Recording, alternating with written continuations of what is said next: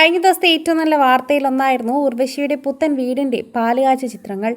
അതിൻ്റെ വീഡിയോയും സോഷ്യൽ മീഡിയയിലൊക്കെ വൈറലായതിനു ശേഷം നടൻ മനോജ് കെ ജയനും ക്ഷണമുണ്ടായിരുന്നു എന്നറിഞ്ഞപ്പോൾ പ്രേക്ഷകർക്കിരട്ടി സന്തോഷമായി.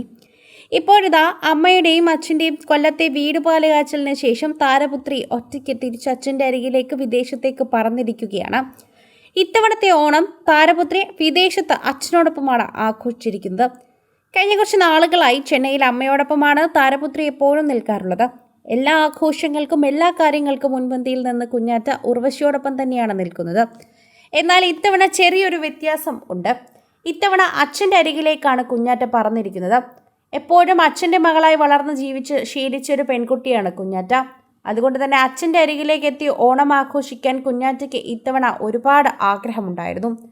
ആ ആഗ്രഹമെല്ലാം സാധിച്ചെടുത്തിരിക്കുകയാണെന്ന് ഒറ്റ വാക്കിൽ നമുക്ക് പറയാനും സാധിക്കും. സോഷ്യൽ മീഡിയ പ്രേക്ഷകർ വളരെയധികം സ്നേഹത്തോടെ ഏറ്റെടുക്കുന്നൊരു വാർത്തയായും ഇത് മാറുന്നുണ്ട്. ആരാധകർ വളരെയധികം സ്നേഹത്തോടെ കാണുകയും പ്രേക്ഷകരുടെ പ്രീതി മനസ്സിലാക്കിപ്പിച്ച് തരികയും ചെയ്യുന്നൊരു കാര്യമായി ഇത് മാറുന്നുണ്ട്. ആരാധകരുടെ സ്നേഹം വളരെയധികം മനസ്സിലാക്കി തരുന്ന പോലെ തന്നെയാണ് ഇത് കേൾക്കുമ്പോഴും നമുക്ക് മനസ്സിലാകുന്നത്.